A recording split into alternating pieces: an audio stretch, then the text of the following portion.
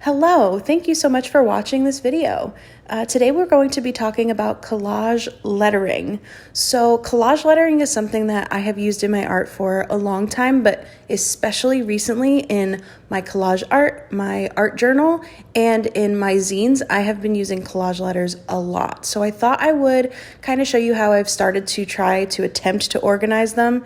It's not easy to keep them organized, and maybe give you a little inspiration and show you kind of how I work with the letters. So the first example of some collage lettering in my work, I have 2 issues of my Star Wars fanzine here.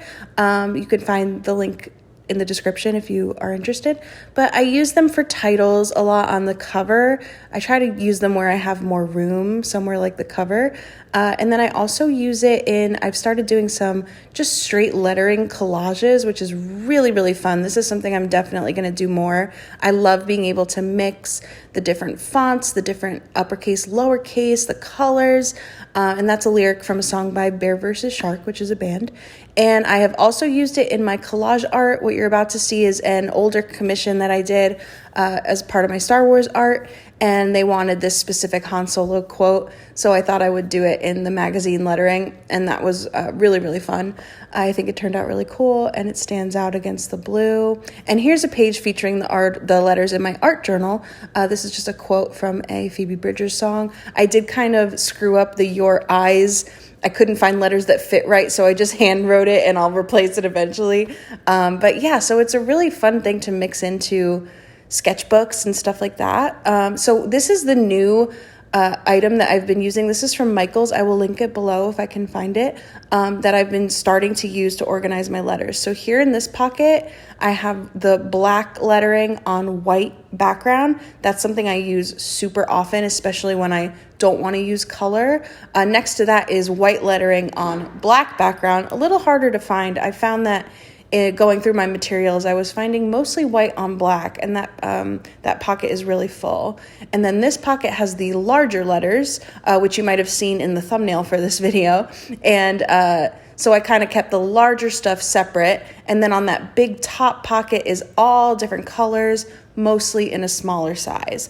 This is how I used to keep my lettering.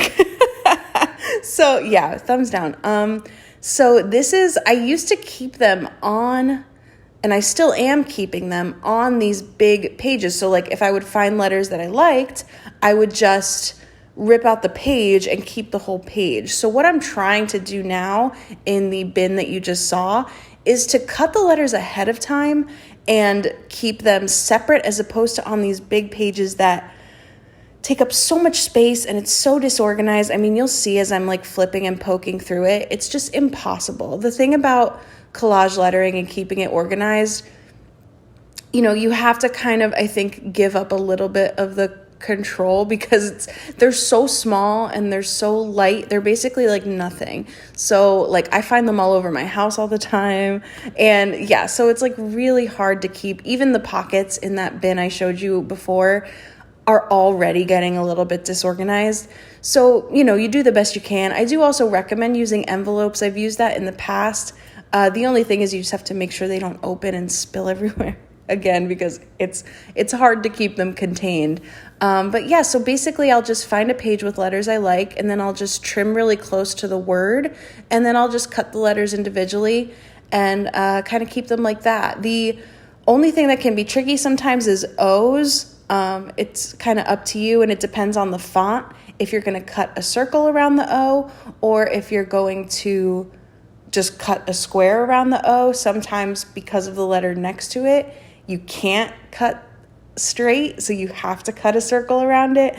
Usually when I'm doing this and just kind of working through my scraps and kind of figuring out which ones I want to cut next and stuff like that, I will just pick out the ones that I know I can cut straight, and I'll kind of cut sloppily, like I won't do it perfectly. And then when I go through the collection to use it, I will trim and make it a little bit nicer and neater. So it's just like a really, really fun thing, I think, to mix into your artwork. If you have, like, literally any magazine is going to have some lettering. So it's just really fun to see what you can find. I really love, like, vintage magazines have such awesome fonts, But even like, you know what I usually do, besides what I usually do to find collage materials, is for lettering, I will even look through junk mail, you know, like some of those coupon folders that you get that are like, you usually just throw it away. Rip out the letters first, you know, and eventually you will have a gigantic collection. I definitely never have to print out individual letters. I always have more than enough. When I do my zine, sometimes I will print out like heading pages. I'll print out the full words, but I have been slowly using more and more letters.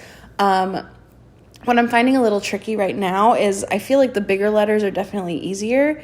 And what I've been kind of messing with lately is smaller letters. It's harder to, because of the photo squares, which I'll link below, that I use as adhesive, it's harder to work with those adhesives on smaller letters, much easier on larger letters.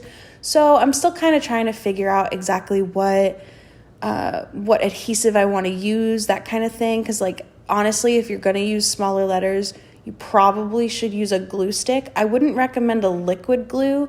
Glue stick is good because you can sometimes still move even after you've placed them down.